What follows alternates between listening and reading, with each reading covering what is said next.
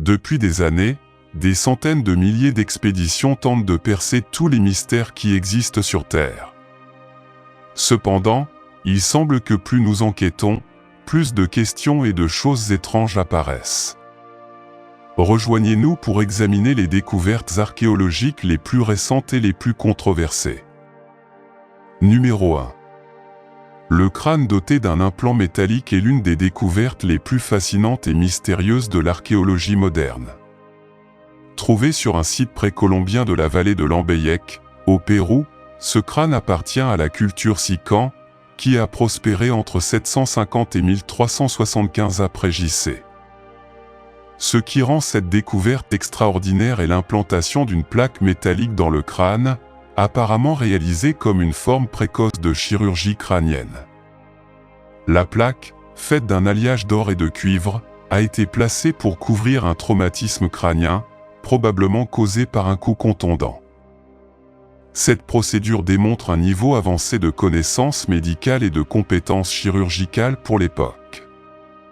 Des études sur l'ostéo-intégration, où l'os fusionne avec le métal, suggèrent que l'individu a survécu à l'opération, ce qui témoigne d'une compréhension remarquable de la médecine et des compétences des chirurgiens précolombiens.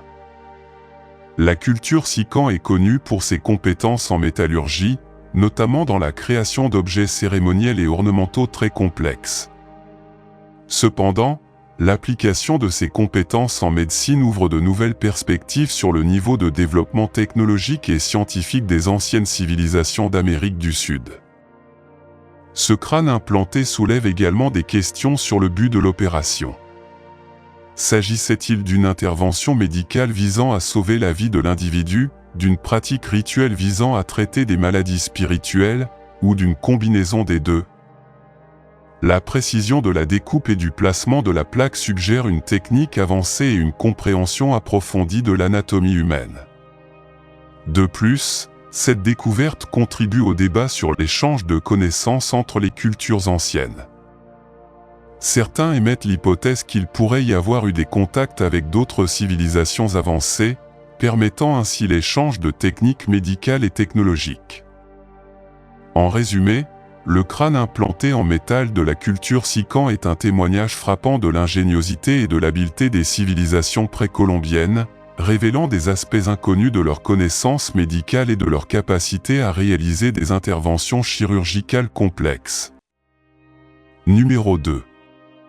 La momie à 3 doigts, présentée au monde par le chercheur Jem Mossan, est l'une des découvertes les plus controversées et discutées de l'archéologie contemporaine. Découverte en 2017 près de Nazca, au Pérou, cette momie d'environ 1,68 m de haut a suscité d'intenses débats en raison de ses caractéristiques anatomiques inhabituelles, qui comprennent 3 longs doigts sur chaque main et pied, un crâne allongé et une structure osseuse atypique. La momie a été soumise à plusieurs tests de datation au carbone 14 qui ont suggéré un âge compris entre 1700 et 1800 ans, la plaçant dans la période précolombienne. Cependant, l'authenticité et l'origine de la momie ont fait l'objet de scepticisme et de controverses au sein de la communauté scientifique. De nombreux experts affirment qu'il pourrait s'agir d'une fraude ou d'une altération de restes humains connus. Les images radiographiques et tomodensitométriques ont montré une structure osseuse que certains chercheurs considèrent comme humaine mais avec des modifications. Les partisans de l'authenticité de la momie, comme Mossan, soutiennent qu'elle pourrait être la preuve d'une espèce humanoïde inconnue ou de visites extraterrestres dans les temps anciens. L'un des aspects les plus intrigants de la momie est la présence d'implants métalliques à l'intérieur du corps, ce qui a conduit certains à spéculer sur la technologie avancée utilisée par cette prétendue civilisation. De plus, la peau de la momie semble être recouverte d'une substance blanche, peut-être utilisée dans le processus de momification. La découverte a été présentée dans divers forums et médias, suscitant à la fois enthousiasme et critique. Les études sur la momie se poursuivent, avec des équipes de scientifiques cherchant à déterminer sa véritable origine et sa nature grâce à des analyses génétiques et morphologiques plus avancées. Numéro 3. La sirène momifiée découverte à Kshi, au Japon, a suscité l'étonnement et la spéculation parmi les habitants et les experts. Cette créature, qui mesure environ 30 cm de long, a une partie supérieure qui ressemble à un humain et une partie inférieure semblable à la queue d'un poisson. La momie, trouvée dans un temple antique, remonte à environ 300 ans et fait l'objet d'une vénération locale, considérée par certains comme une créature mythique aux propriétés curatives. La sirène a été soumise à divers tests scientifiques, notamment des analyses ADN et des études radiologiques, pour déterminer son authenticité. Les résultats de ces études ont été mitigés et souvent controversés. Certains scientifiques pensent qu'il pourrait s'agir d'un travail élaboré de taxidermie, combinant des parties de différents animaux, éventuellement un singe et un poisson. Pratique courante au Japon et dans d'autres régions d'Asie au cours de certaines périodes historiques pour créer des curiosités. La découverte Akshi a ravivé l'intérêt pour les légendes des sirènes et des créatures marines dans la culture japonaise. Les sirènes, connues sous le nom de ninjō en japonais, sont décrites dans le folklore comme des créatures qui peuvent garantir longévité et santé à ceux qui les consomment, même si elles peuvent également porter malheur si elles sont capturées ou endommagées. Le temple où la momie a été retrouvée a vu croître le nombre de visiteurs attirés par la légende et le mystère entourant la créature. Ce phénomène a déclenché un débat sur l'authenticité et l'origine de la sirène momifiée, soulevant des questions sur l'intersection entre mythe, réalité et fascination humaine pour l'inconnu. Numéro 4. La pyramide gazouillante, construite vers 1100 après JC, cette pyramide recèle entre ses murs de pierre une énigme auditive captivante. L'un se tient au pied de ses grands escaliers et frappe dans ses mains, un son extraordinaire résonne, un son qui rappelle le chant sacré et clair des oiseaux profondément vénérés dans la culture maya. Ce qui rend cette expérience d'écoute encore plus intrigante, c'est la conception unique de la pyramide. Il dispose de 4 escaliers, chacun orné de 91 marches, soit un total de 365 marches, reflet direct des jours du calendrier maya. Cette symétrie architecturale n'est pas seulement destinée au spectacle, elle joue un rôle crucial dans la création du mystérieux écho gazouillant. Lorsque le son des applaudissements rencontre la façade de la pyramide, il ne trouve pas de mur solide, mais il danse entre les centaines de petits pas, provoquant une symphonie d'échos. Ces échos, variables selon la distance parcourue, s'entrelacent les uns avec les autres, créant une cascade de sons. Les marches inférieures produisent des échos rapides et aigus, suivis d'intervalles plus longs d'échos graves provenant des marches supérieures. Ce changement progressif de hauteur reflète le gazouillis mélodieux d'un oiseau. À ce jour, le phénomène reste caché dans le mystère. Ce gazouillis était-il une simple coïncidence de conception architecturale ou une création délibérée des anciens constructeurs? La réponse nous échappe, ajoutant une autre couche d'intrigue à cette pyramide captivante au cœur du Mexique. Numéro 5.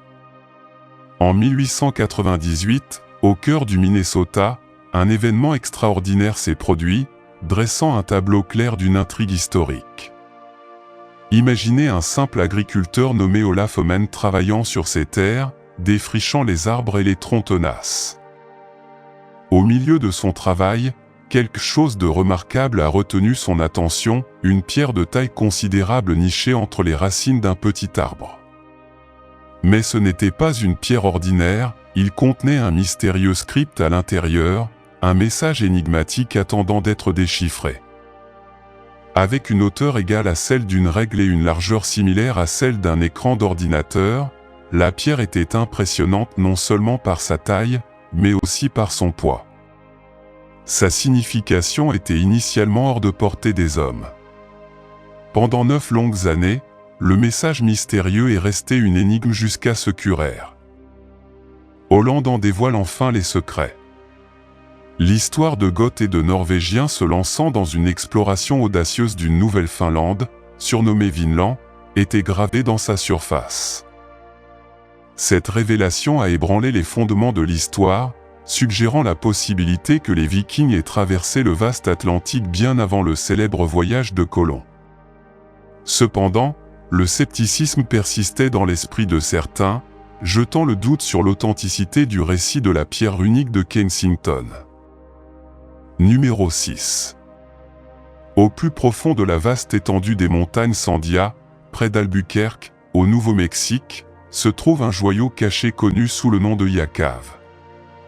Cette caverne remarquable n'est pas simplement une grotte ordinaire, il s'agit d'un site d'une immense importance historique désigné monument historique national. Son attrait ne se limite pas à la seule archéologie, il possède un riche tissu culturel important pour divers groupes de peuples. Dans les années 1930, un archéologue nommé Frank Iben a fouillé ses profondeurs et découvert des découvertes étonnantes qui ont remodelé notre compréhension des anciennes habitations humaines en Amérique du Nord. Contrairement aux croyances précédentes, les fouilles de Iben ont révélé que les humains avaient habité la grotte bien plus tôt qu'on ne l'imaginait. Cependant, ces découvertes n'ont pas été sans controverse, car certains membres de la communauté scientifique ont soulevé des questions sur leur authenticité. Cependant, le mystère entourant Sandia Cave persiste. Les plafonds de la grotte témoignent de son passé ancien, avec de légères traces de noircissement causées par des éternités de fumée, indiquant son utilisation comme abri au fil des générations. Malheureusement, le passage du temps n'a pas été entièrement favorable à cette merveille historique, car le vandalisme et les graffitis ternissent ses murs, ce qui incite à des efforts de conservation pour protéger son intégrité. Numéro 7. À la fin du XIXe siècle, une découverte remarquable a été faite près de Los Luna, au Nouveau-Mexique, un lieu entouré de mystères et d'histoire. Hidden Mountain, à environ 35 miles de la ville animée d'Albuquerque, détenait un secret qui dérouterait et intriguerait les chercheurs pendant des années. C'est ici que se trouvait un rocher massif connu sous le nom de pierre de lune Décalogue, silencieux mais puissant, avec des marques qui semblaient faire écho à une ancienne écriture hébraïque.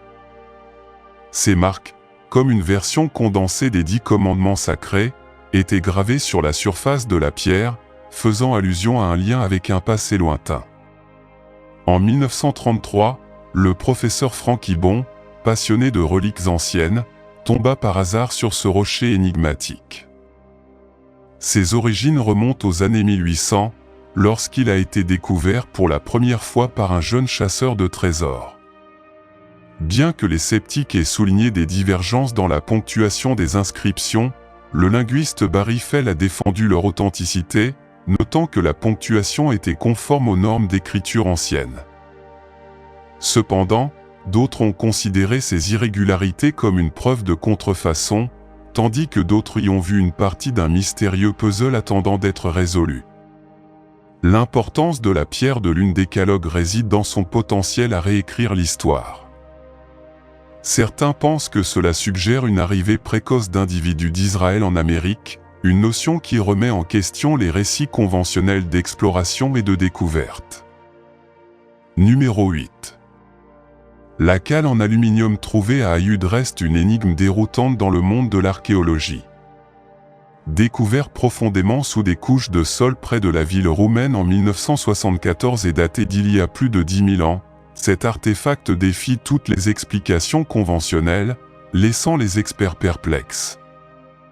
Ce qui distingue cette découverte n'est pas seulement son âge, mais aussi sa composition, fabriquée à partir d'un mélange d'aluminium, un matériau considéré comme hors de portée des civilisations anciennes. Cela remet en question la chronologie même du progrès technologique humain. L'aluminium, connu pour son utilisation répandue dans les temps modernes, n'est devenu disponible qu'au XIXe siècle. Cependant, nous avons ici un coin conçu avec précision qui ressemble à des pièces utilisées dans les avions contemporains, enfouies sous l'ancienne terre.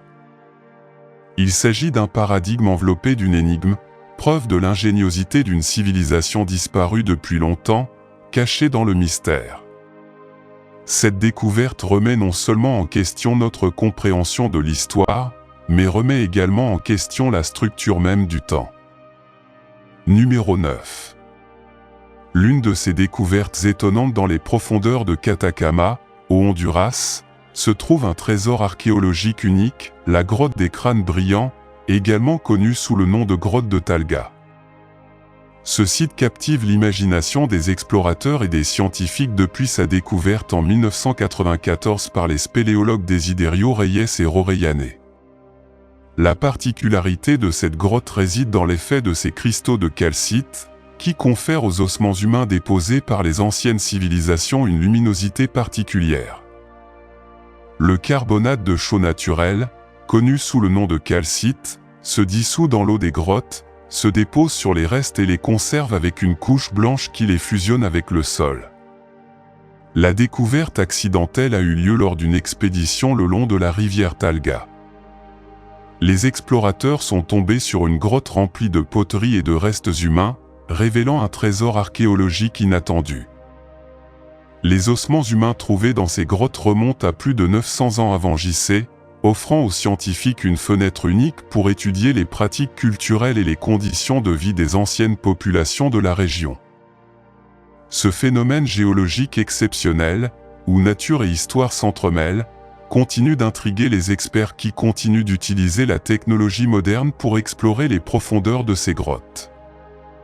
La grotte des crânes brillants éclaire non seulement le passé du Honduras, mais met également en lumière les traditions et les croyances qui ont perduré à travers les siècles. Dans son éclat mystérieux, ce site archéologique demeure une énigme fascinante qui suscite la curiosité et l'admiration de ceux qui cherchent à comprendre les secrets du passé. Numéro 10. Dans les vastes plaines d'Ottosdal, près de Klerksdorp en Afrique du Sud, se cache un mystère archéologique qui déconcerte les scientifiques depuis leur découverte au début du XXe siècle, les sphères de Klerksdorp. Ces petits objets métalliques, aux surfaces remarquablement lisses et identiques, remontent à une époque étonnante, vieille de plus de 3 milliards d'années. Les sphères de Klerksdorp ont attiré l'attention de la communauté scientifique en raison de leur forme particulière et des rainures étrangement sculptées sur leur surface. Bien que certains scientifiques aient suggéré que l'apparence unique de ces sphères pourrait être le résultat de l'accumulation progressive de minéraux au fil des éons, des incertitudes demeurent quant à leur véritable fonction, leur origine géologique et leur âge exact. Cette énigme archéologique met en évidence la capacité continue des scientifiques à explorer et à affronter des mystères qui n'ont pas encore été entièrement résolus. Malgré les différentes théories proposées au fil des années, les sphères de Klerksdorp restent une énigme fascinante, nous rappelant combien il reste à découvrir dans les recoins les plus anciens et les plus mystérieux de notre passé. La recherche de réponses se poursuit, soulignant l'intrigue et le défi que représente l'exploration d'objets archéologiques uniques comme ces sphères énigmatiques. Numéro 11. L'incendie de l'église Notre-Dame de Paris a été un événement tragique qui a choqué le monde le 15 avril 2019. Notre-Dame, considérée comme l'une des églises les plus célèbres et emblématiques du monde, a subi de graves dommages lorsqu'un incendie massif a explosé et détruit partie de la structure, y compris la toiture. L'incendie a constitué un défi de taille pour les pompiers et les autorités françaises, qui ont travaillé dur pour maîtriser les flammes et sauver ce qui restait de la structure historique. Malgré les dégâts, une grande partie de l'église et de ses trésors ont pu être préservés grâce aux efforts des équipes de secours. La restauration de Notre-Dame a commencé peu de temps après l'incendie, avec l'intention de redonner à l'église sa splendeur historique. Des efforts considérables ont été déployés pour collecter des fonds et coordonner les travaux de restauration, notamment la reconstruction du toit et de la flèche, qui se sont effondrés lors de l'incendie. Au cours de ce processus, 2 cercueils ont été découverts dans l'église, chacun contenant des cendres. L'un de ces cercueils aurait appartenu à un grand prêtre nommé Antoine de la Forêt et contenait une grande quantité de cheveux. En analysant ces éléments, les scientifiques ont déterminé que de la Forêt était un buveur d'alcool habituel. Il est mentionné que les différences dans la conception des TWAB confirment que ces personnes ne vivaient pas en même temps. Le deuxième cercueil contenait les restes d'un homme non identifié, dont l'âge est estimé entre 25 et 40 ans. Certains pensent que cet homme appartenait à une époque différente de celle d'Antoine, ce qui a suscité la curiosité de nombreux chercheurs qui cherchent à enquêter et à explorer pour identifier les caractéristiques anciennes de cette époque dans laquelle vivaient ces personnes.